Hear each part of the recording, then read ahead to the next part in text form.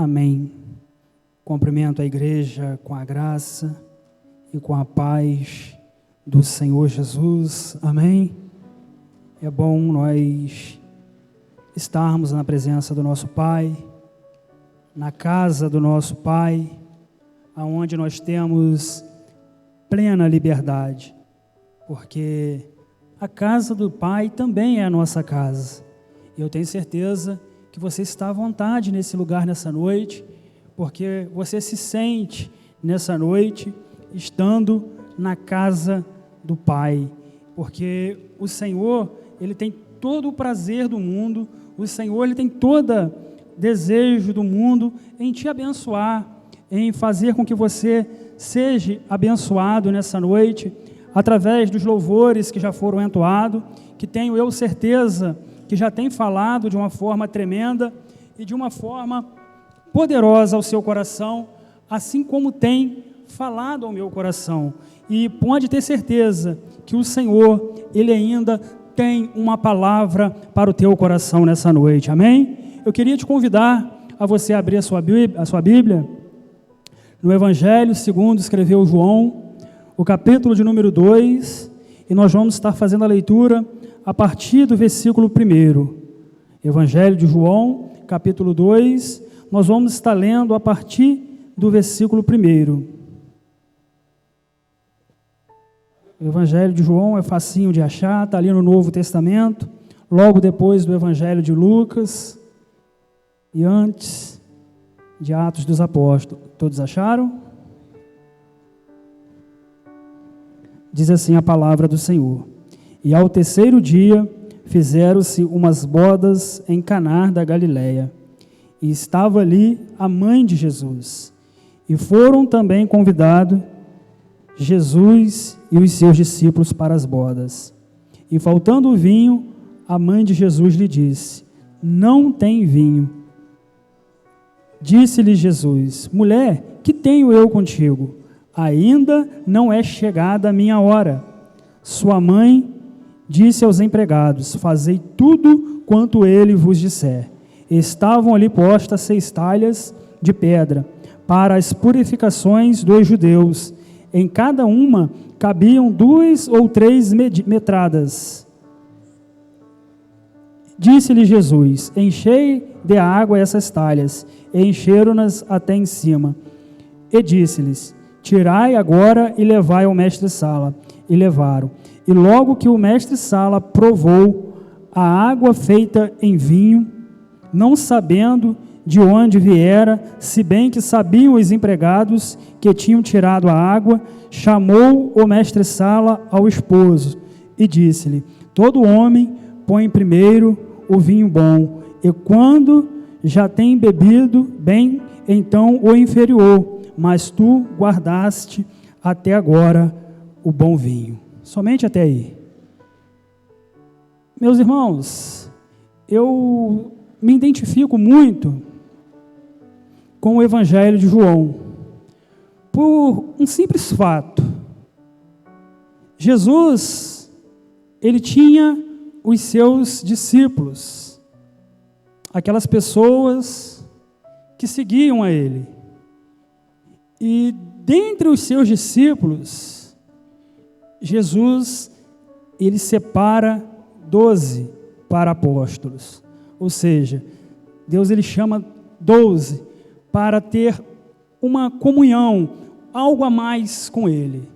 E dentre esses 12, a Bíblia fala a respeito de 3 discípulos que estavam sempre mais próximos a Jesus, que é Pedro, Tiago e João.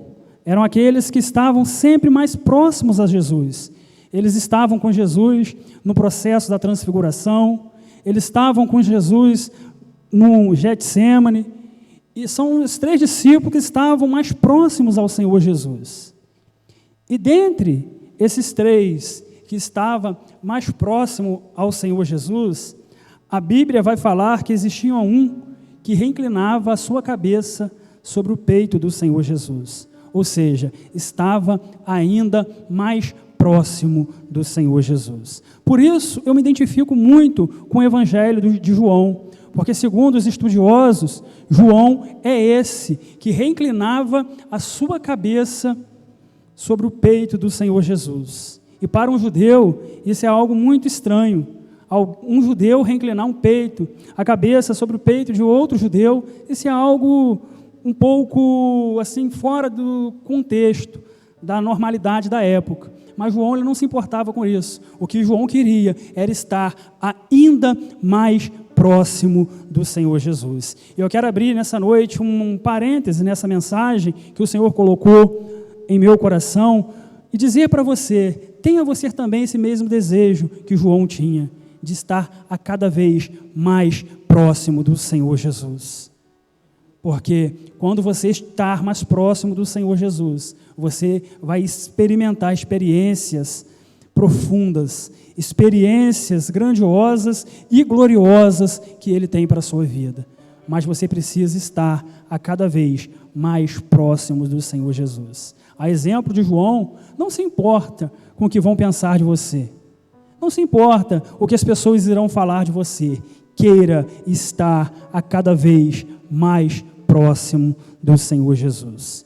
E no Evangelho de João, nesse capítulo ao qual nós lemos, aqui retrata, aqui João narra o que foi o primeiro sinal, o primeiro milagre que o Senhor Jesus operou. O evangelista João, ele vai ter o cuidado de fazer menção desse episódio. Os outros evangelhos não fazem menção desse milagre operado pelo Senhor Jesus, mas João tem o cuidado de o fazer. E nesse texto, eu quero estar extraindo aqui desse texto alguns princípios espirituais muito importantes para a nossa vida. Vou me atrever até a dizer indispensáveis para a nossa vida, para o nosso viver cristão, para a nossa trajetória cristã aqui nessa terra. Alguns princípios que nós precisamos tomar nota desses princípios e procurar colocá-lo em prática em nossa vida. E o primeiro princípio que eu quero estar compartilhando com os irmãos nessa noite tem a ver com o fato da transformação da água em vinho. O pastor Eliezer, ele já até tem batido nessa tecla a respeito do que o encontro genuíno, do que o encontro verdadeiro com o Senhor vai provocar em nossa vida. Aqui nós vamos ver que no primeiro milagre que o Senhor Jesus ele opera, ele faz uma transformação de água em vinho. E isso norteia a nossa vida. Toda vez que nós nos encontramos de fato com o Senhor Jesus, a nossa vida ela vai ser transformada. A nossa vida ela vai ser mudada em todas as áreas e em todos os aspectos da nossa vida. Em todos os segmentos da nossa vida.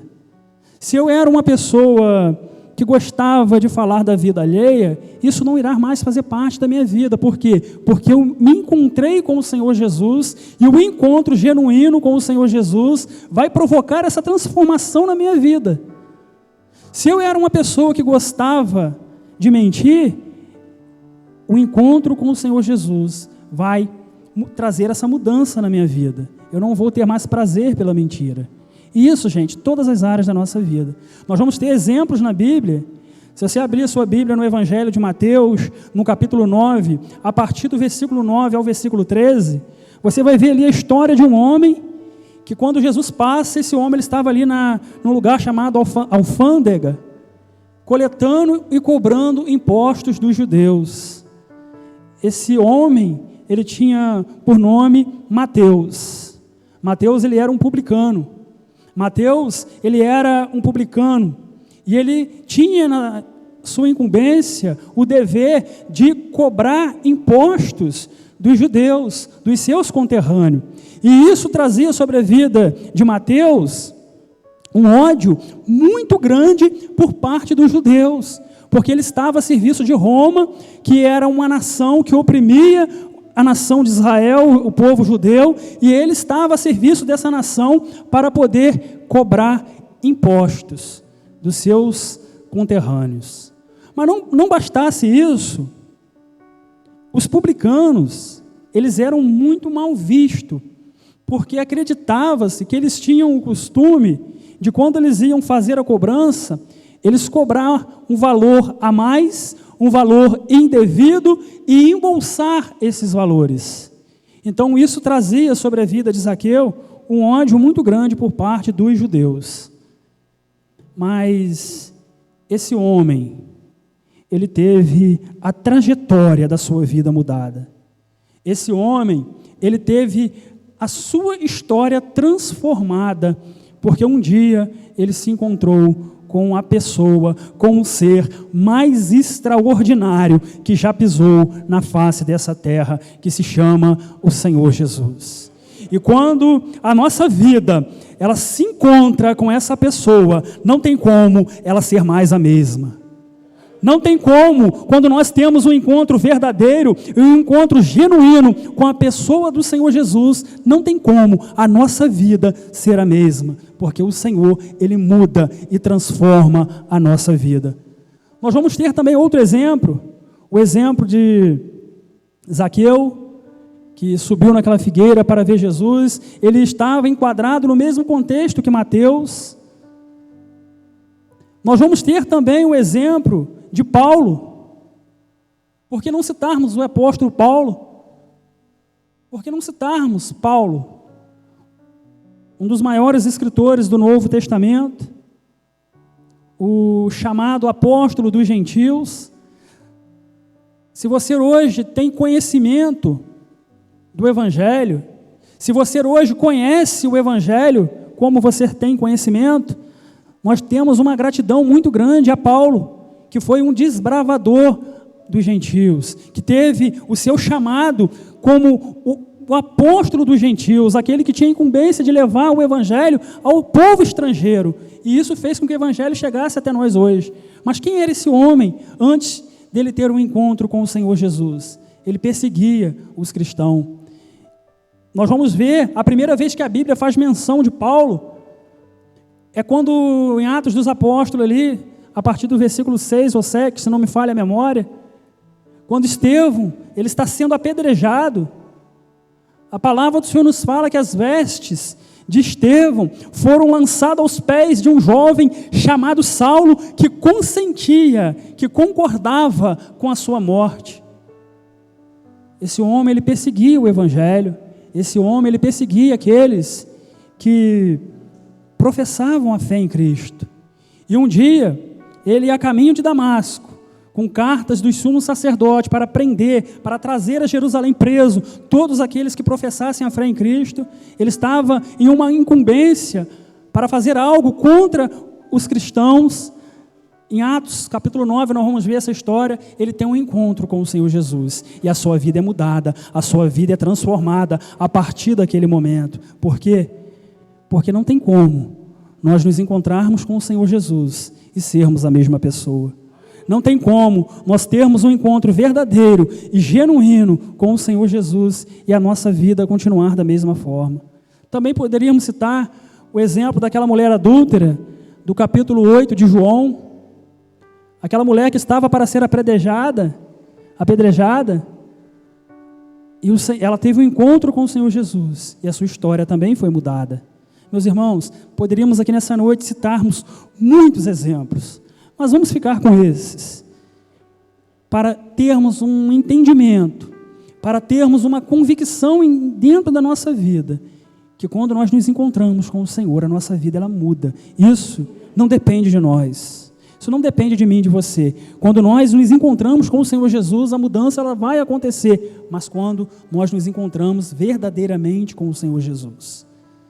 Porque é diferente, às vezes você esbarrar em alguém, ou às vezes você tocar em alguém.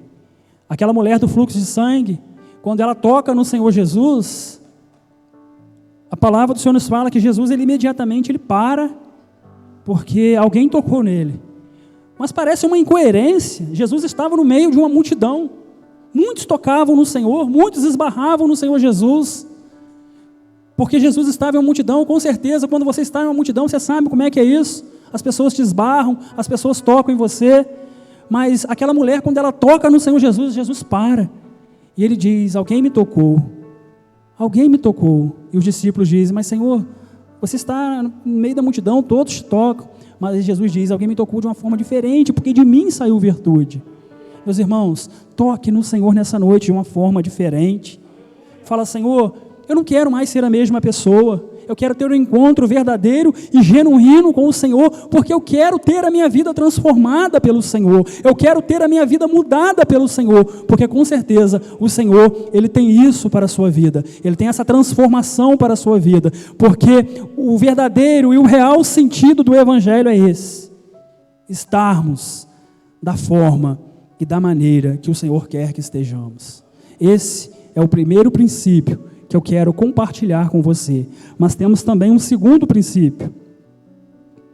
Nós vamos ver isso no Evangelho de João, no capítulo 2 e no versículo 2, que diz o seguinte: e foram também convidados Jesus e os seus discípulos para as bodas.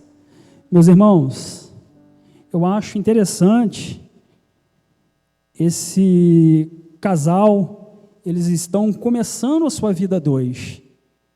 Eles estão começando a sua trajetória, a sua caminhada, formando uma família. E o que me chama um pouco a atenção nesse versículo 2, sabe, pastor Eliese, é que esse casal, eles tiveram a feliz ideia de convidar o Senhor Jesus para estar presente nas bodas do seu casamento. Eles tiveram a feliz ideia de convidar o Jesus para estar em seu casamento. Meus irmãos, hoje nós vivemos um grande dilema na sociedade hoje. Nós vemos a família hoje ser atacada de muitas formas. Os irmãos acompanham, os irmãos veem, os irmãos entendem do que eu estou falando. Mas faça a diferença na sua família. Faça a diferença na sua família. Convide o Senhor Jesus para estar presente nela. Convide o Senhor Jesus para fazer parte da sua família. Esse casal, eles tiveram essa feliz ideia. Eles convidaram Jesus para o seu casamento. E isso não só para a nossa família, mas em todos os aspectos, em todas as decisões que você tiver que tomar. Convide o Senhor Jesus para estar presente na sua vida. Não abra mão da presença do Senhor Jesus no seu casamento. Não abra mão da presença do Senhor Jesus em todas as decisões que você tiver que tomar. Às vezes você diz: eu estou passando por uma prova no meu local de trabalho. Talvez você diz: eu passo uma prova na faculdade. Mas, meus irmãos, você tem convidado Jesus para estar presente com você no seu trabalho? Ao sair de casa, você entrega o seu trabalho na mão do Senhor Jesus? Você pede para Deus abençoar o seu trabalho? Quando você sai de casa para a escola, para a faculdade, você entrega isso nas mãos do Senhor Jesus? Você convida o Senhor Jesus para estar presente com você? Isso vai fazer toda a diferença na sua vida, meus irmãos. Isso é um princípio espiritual. Isso é didático. Isso é aprendizado para as nossas vidas. Eu tenho certeza que se você aplicar isso em sua vida, a sua vida vai ser diferente. O seu trabalho vai ser diferente. O seu casamento será diferente. Porque às vezes você tem passado por algumas situações porque você tem esquecido desse princípio tão importante, que é convidar o Senhor Jesus para fazer parte da sua vida, do seu casamento, do seu trabalho, das suas escolhas, das suas decisões. Porque às vezes nós culpamos Deus por uma escolha que fizemos. Às vezes nós fizemos uma escolha particular na nossa vida E essa escolha, ela vem nos trazendo alguns problemas. Essas escolhas, ela vem nos trazendo alguns transtornos. E quando nós nos deparamos com isso, nós queremos responsabilizarmos o Senhor. Mas, Senhor, eu te sirvo. Mas, Senhor, eu estou na tua presença. Mas quando você precisou fazer a escolha, você não consultou o Senhor. Quando você precisou tomar a decisão, você não pediu para o Senhor estar com você. Assim como esse casal pediram para o Senhor estar presente em seu casamento. Às vezes nós não fazemos isso em nossa vida. Às vezes nós não optamos por convidar o Senhor para as nossas decisões, para as escolhas que temos que fazer.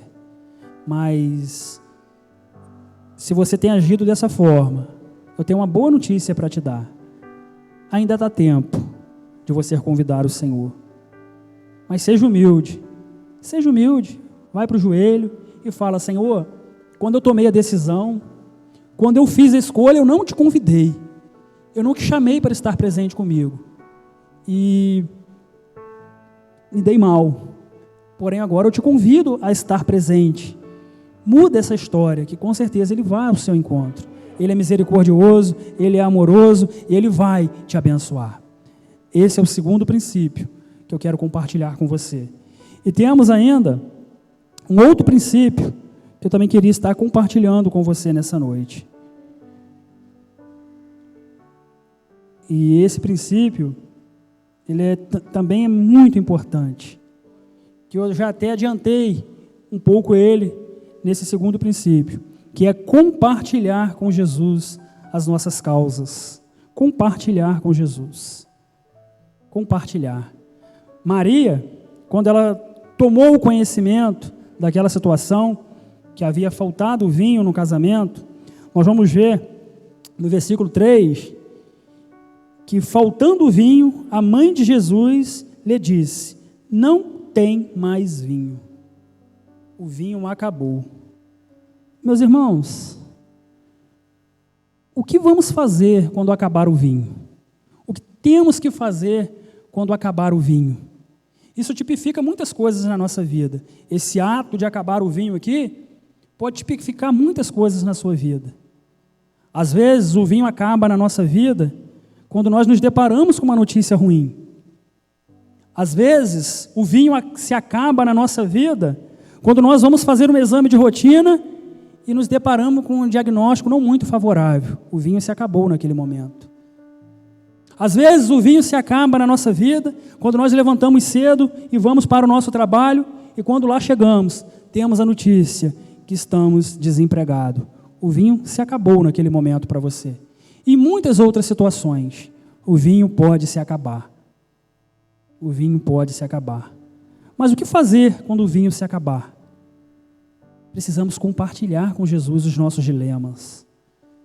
Assim como Maria fez. Maria, ela não tinha solução para aquele problema, mas ela sabia quem era o filho dela. Ela sabia que Jesus, ele tinha solução para aquele problema. E ela chega para o Senhor Jesus e ela fala: acabou o vinho. Acabou o vinho. E nós vamos ver que Jesus, ele toma providência, ele age. Meus irmãos, o vinho pode ter acabado na sua vida. Às vezes você está aqui com o seu coração triste, às vezes você está aqui, às vezes só Deus sabe como você está aqui nessa noite. Mas eu tenho uma boa notícia para te dar. Assim como Jesus agiu naquela situação, Ele irá agir também na sua vida. Ele vai ter também o escape e o socorro para o teu problema. Ele vai vir também de encontro à tua necessidade nessa noite. Você crer dessa forma? Você crer dessa maneira? Mas, meus irmãos, aprenda uma coisa. Aprenda a compartilhar com Jesus. A compartilhar com Jesus, porque às vezes nós compartilhamos com as pessoas erradas. Às vezes nós compartilhamos com aqueles que não têm solução para a nossa situação. E a nossa situação, ela só se agrava, ela só piora. A exemplo, eu dei o exemplo aqui da mulher dos fluxos de sangue, vou usar ela como exemplo mais uma vez. A palavra nos fala que aquela mulher, ela gastou tudo que ela tinha nas mãos de vários médicos. mas nenhum dos médicos trouxe a solução para o problema dela, até o dia que ela se encontrou com Jesus. Sabe por quê? Porque não importa o seu problema, não importa a sua causa nessa noite, o Senhor tem a solução para ela. Amém? Esse é o terceiro princípio. E tem também o quarto princípio que eu quero compartilhar com você nessa noite.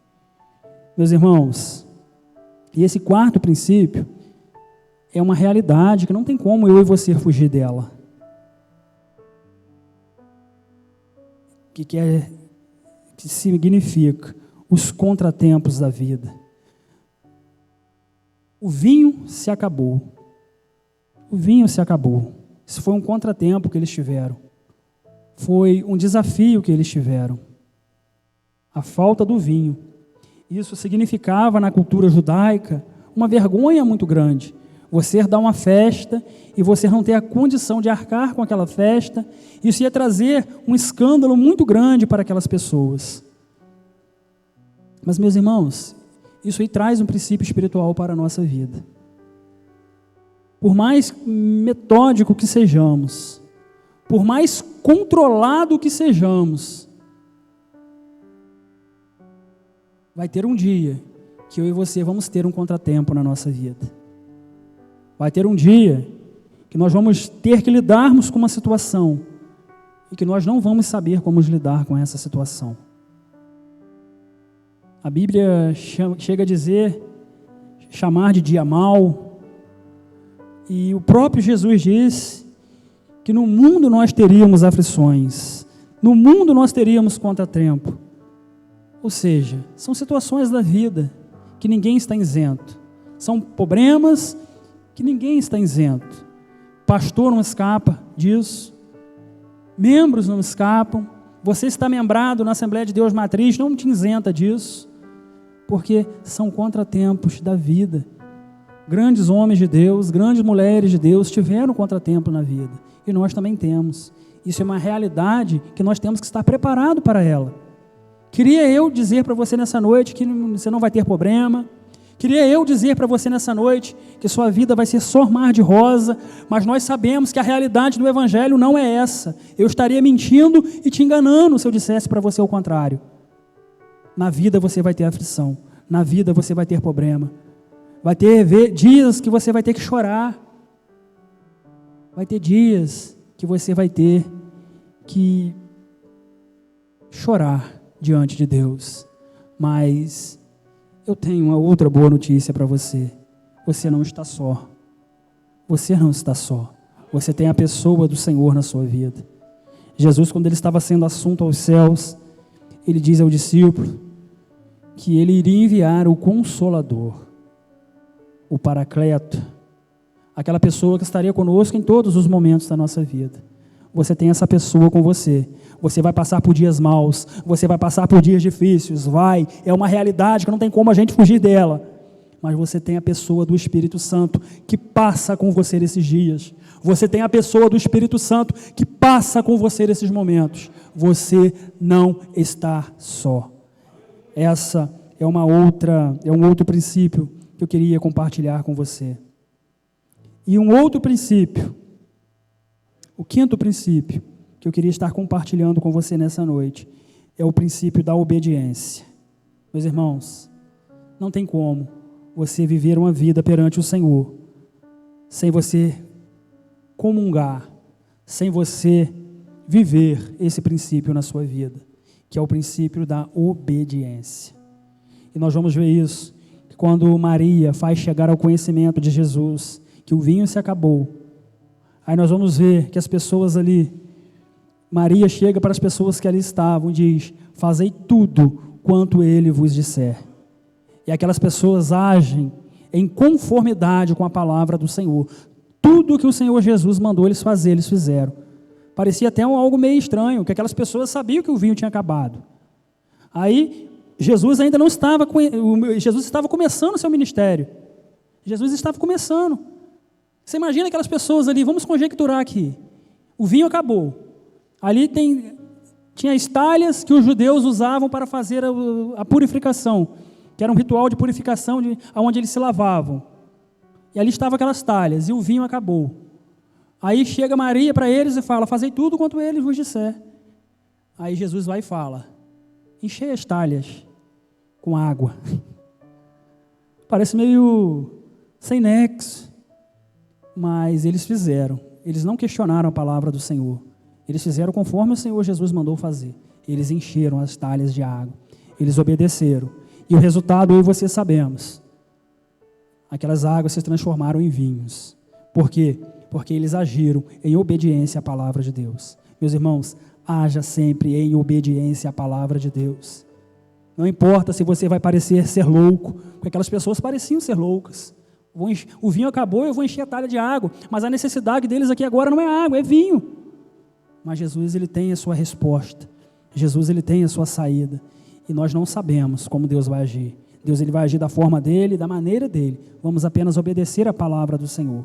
Em uma certa ocasião, você vai ver essa palavra registrada lá em 1 Samuel, capítulo 15, o versículo de número 22.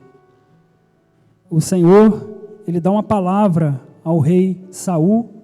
Ele manda Saul ir até os amalequitas e manda Saul matar e queimar todos os despojos. Mas Saul não obedece. Saul poupa a vida do rei e tira de lá alguns despojos de guerra. E no versículo de número 22, nós vamos ver que Samuel vai questionar a Saul a respeito disso, porque Deus havia falado para Saul fazer uma coisa e Saul fez outra completamente diferente daquilo que Deus mandou ele fazer. Aí Saul, ele usa como desculpa: não, mas isso são para sacrifícios. Eu trouxe esses utensílios, esses ouros, essas pratas, essas ovelhas, essas vacas, são tudo para sacrifícios. E a resposta do Senhor para Saul é a seguinte: obedecer é melhor do que sacrificar. Meus irmãos, se Deus te deu uma palavra, vá em conformidade à palavra que Deus te deu. Se Deus falou para você fazer algo, obedeça a voz do Senhor, obedeça a palavra do Senhor, porque com certeza, se você agir dessa forma, você vai ser abençoado, porque Deus vai ter uma grande bênção, uma grande vitória para a tua vida, desde o momento que você obedecê-lo. E o sexto e o último princípio, para nós encerrarmos nessa noite, nós vamos ver no versículo 9 e no versículo 10 desse capítulo 2, a qual nós lemos. E esse princípio também é uma outra realidade.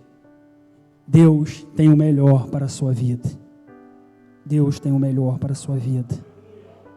Meus irmãos, quando o mestre Sala, ele prova aquele vinho que antes era água, ele vai até a pessoa do esposo, o responsável, pelaquela festa, e ele diz algo interessante.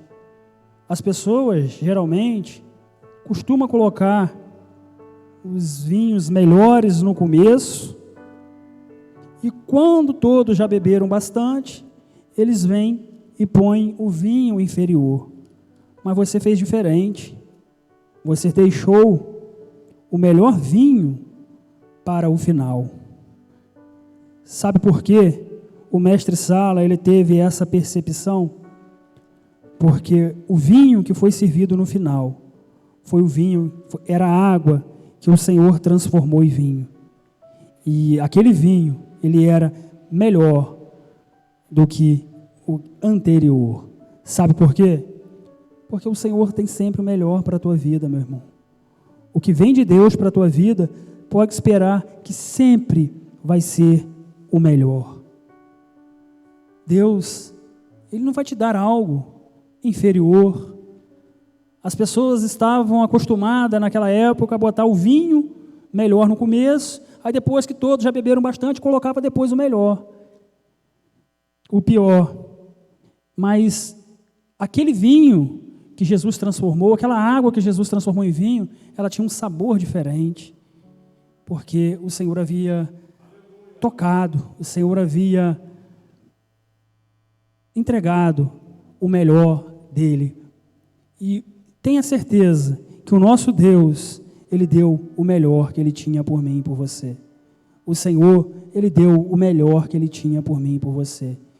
Quando eu falo que Deus tem o melhor para a sua vida, meus irmãos, às vezes nós trazemos isso para a nossa vida financeira, às vezes nós trazemos isso para a área que nós atuamos, a área que nós trabalhamos, mas às vezes nós esquecemos que o melhor que Deus tinha, que o Senhor tinha, Ele já deu por mim e por você, que é o Senhor Jesus, que se entregou na cruz do Calvário por mim e por você. Meus irmãos, você pode mensurar coisa melhor do que isso? Deus se fez homem e morreu na cruz do Calvário por mim e por você. Sabe por quê? Porque Deus tem o melhor para mim e para você. Meus irmãos, para terminar, eu já passo o microfone para o pastor Eliés. 1 Coríntios, capítulo 2, versículo 9, está escrito: mas como está escrito, as coisas que o olho não viu, e o ouvido não ouviu, e não subiu ao coração do homem, são as que Deus preparou para os que o amam. Meus irmãos, o que Deus tem para a tua vida é grande. Meus irmãos, o que Deus tem para a tua vida é tremendo. Vale a pena você esperar, vale a pena você ser fiel, vale a pena você amar ao Senhor, porque com certeza Ele tem o melhor para a sua vida. Amém? Eu agradeço a oportunidade em nome de Jesus.